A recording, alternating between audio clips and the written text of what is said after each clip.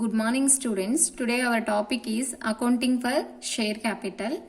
Accounting for share capital, this capital is they have to divide it in types.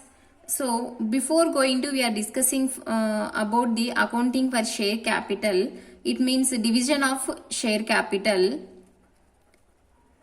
Division of share capital. Before going to we have to discussing about the division of share capital. We know the what do you mean by share.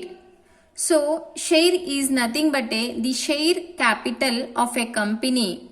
Capital of a company is derived into small units. It's called shares. It derived from the small units is called shares. It means if any company wants to 1 lakh worth of money to start a company or to register of a company, to start a company or register of a company, this amount is called as share capital. These share capital we have to divide it into 10. Ante it means each share value is 10 rupees. We have to divide it into 10. It means 10,000 shares. It means 10,000 shares. We have to divide it in small units. That is called share. That is called share. Each share value is 10 rupees. So when the capital is divided into small units, we have to divide it into small units. That is called shares. Those person they can purchase these shares. Those person they can purchase these shares. That person is called shareholders. That persons is called share persons. So this is the simple meaning of share. Simple meaning of share. Now we are coming to the topic, that is division of share capital. Division of share capital. Authorized share capital. It means when the company is how much amount they can registered. How much amount they can registered. That amount is called as authorized share capital or registered share capital. Authorized share capital or registered share capital. So for example, we want to 1 lakh, we want to 10,000 shares into 10 rupees each. So that is 1 lakh. 1 lakh. So this amount we can call as authorized share capital. How much amount we have to need to register of a company? That amount is called as authorized share capital or registered share capital. Registered share capital. This authorized share capital is divided into two types. Issued capital and unissued capital. So we have to need for 1 lakh of rupees. So we have to only issue to the capital. The company can issue only 10,000 rupee shares lona. They can only 8,000 shares they can issued by the company. These 80,000 rupees. These capital we can call as issued capital. This capital is called issued capital. When the company is issued only half of amount, or if any sum of amount only they can issue, that amount we can call as issued capital. For example, we are 10,000 shares we can authorized shares. But the company only issue to the 8,000. The company only issue to the 8,000.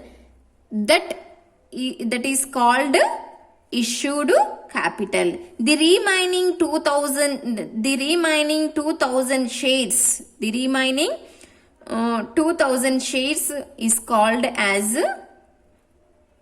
unissued capital. When the unissued capital they can use means when they need to, in future when they new to this capital they can issued, but they have to now it is called unissued capital. It is a part of authorized share capital. It is issued by the company. So that amount is called as issued share capital. Issued capital.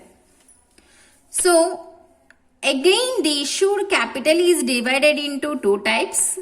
Subscribed share capital and unsubscribed capital. Subscribed capital means we can issue to the public 8,000. We can issue to the public 8,000 shares. We can issue to the public 8,000 shares. So, but the public was subscribed only 7,000 shares. The public only subscribed 7,000 shares. That is called subscribed share capital. Subscribed means the public is purchased the shares. How many shares is purchased by the public? 7,000 shares. These 7,000 shares into 10 rupees each is called subscribed share capital. Unsubscribed share capital means the remaining 1,000 shares not subscribed by the public, that amount is called as unsubscribed share capital. Unsubscribed share capital.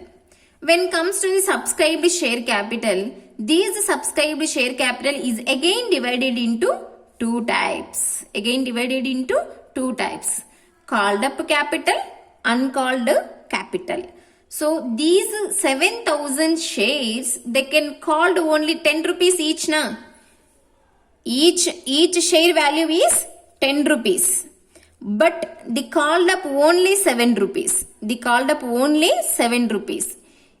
Each 7 rupees. We called up only 7 rupees. That is called as called up capital. Uncalled up. The remaining 3 rupees is uncalled capital.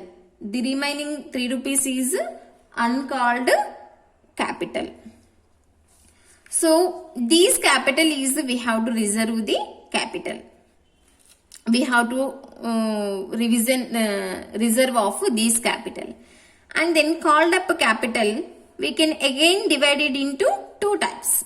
Paid up capital, calls in arrears. Paid up means these 7 rupees, each share value is 7 rupees. Called up is 7 rupees. But the public is only paid 5 rupees. The remaining 2 rupees they cannot paid. So that 2 rupees we can call as calls in arrears. So called up capital again divided into two types. Paid up capital, calls in arrears. Paid up capital means, so for example, each share is 7 rupees we can called up. But the public was paid only, the shareholders was only paid 5 rupees. The remaining 2 rupees not paid. So that remaining 2 rupees we can call as calls in arrears. This is the simple of accounting for share capital. When we are understanding these division of share capital, so we can easily identify the problem. We can easily work out of the problem is very easy. So once again you can go through these accounting of share capital. So this is the accounting for share capital. I hope you can understand this concept. Tomorrow we will going to discussing journal entries of share capital. Journal entries of issue of share capital. Thank you.